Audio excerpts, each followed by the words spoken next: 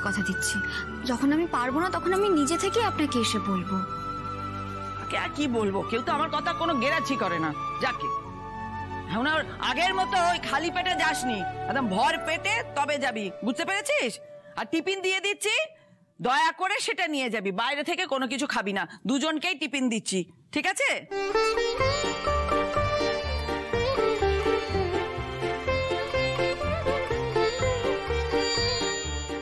মা আমি টিফিন নিয়ে যাব? সেটাতেও খুব অসুবিধে? হ্যাঁ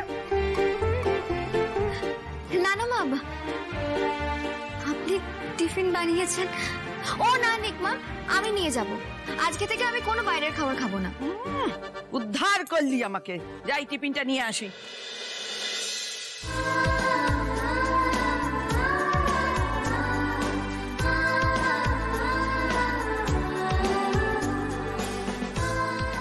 দেখেছো বড় মামা, দেখেছিস রাজ? ঠাকুমা হওয়ার আনন্দে সুগার ভোর একদম বদলে গেছে।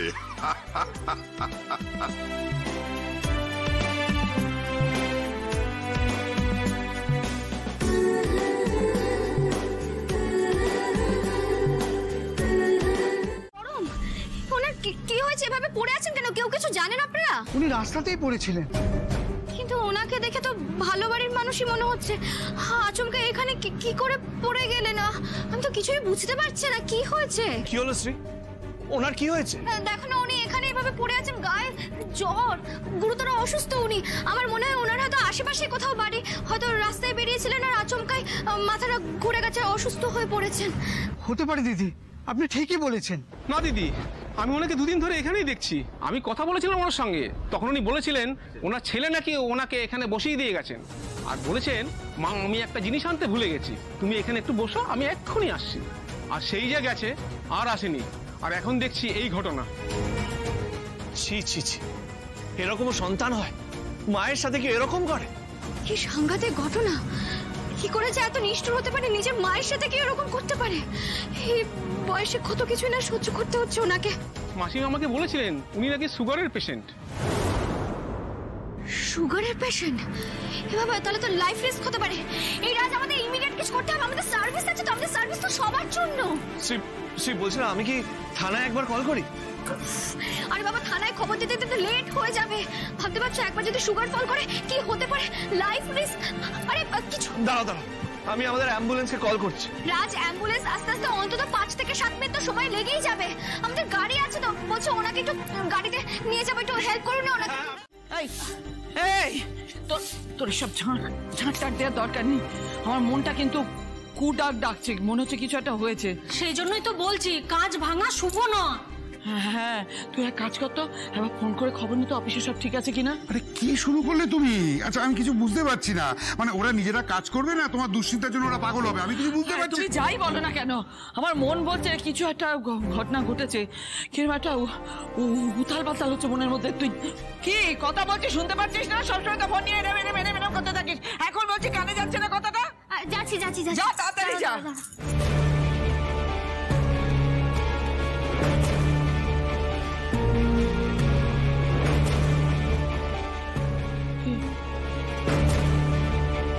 কি হলো? কি ধরলো না? ফোনে পাচ্ছি না।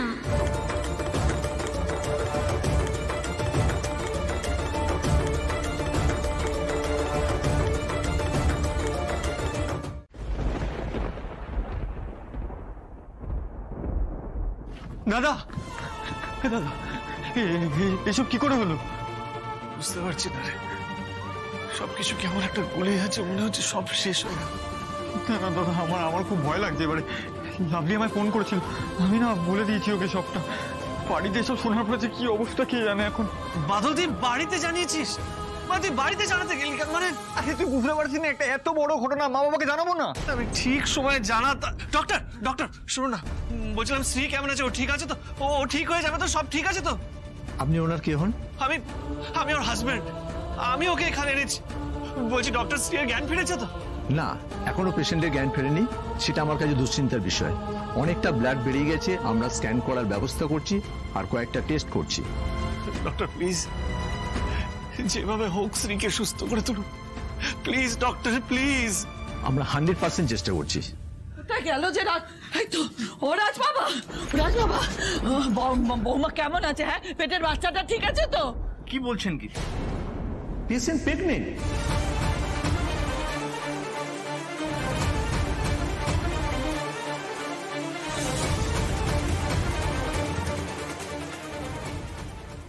আমার বৌমাকে যেভাবেই হোক বিপদমুক্ত করতে হবে।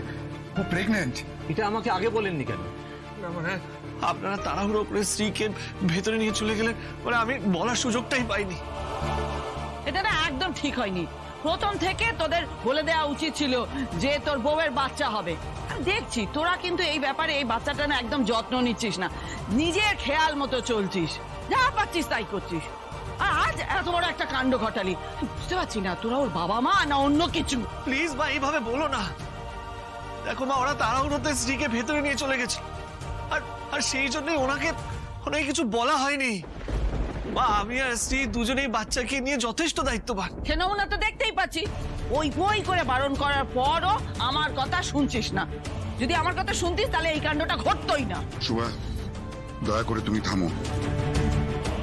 এটা কিন্তু তোমার বাড়ির উঠোন নয়। হ্যাঁ, বাড়ির উঠোন নয় ঠিকই, কিন্তু এই মানুষগুলো, এগুলো তো আমার পরিবারের। এদের কারুর ক্ষতি হলে সেটা আমারই তো হবে। শুভা, কেউ কি ইচ্ছা করে কোনো কিছু করে? যা ঘটার ঘটে গেছে। শ্রী এখন হসপিটালে অ্যাডমিট হয়েছে। দেখো, অ্যাক্সিডেন্ট কিন্তু বলে কয়ে আসে না, বোঝার চেষ্টা করো। হ্যাঁ, কিন্তু জল তো এত দূর করাতো না যদি আমার কথা শুনতো এরা। ঠাকুর, কি হবে এখন কে জানে? ঠাকুর দেখো, ঠাকুর ঠাকুর দেখো।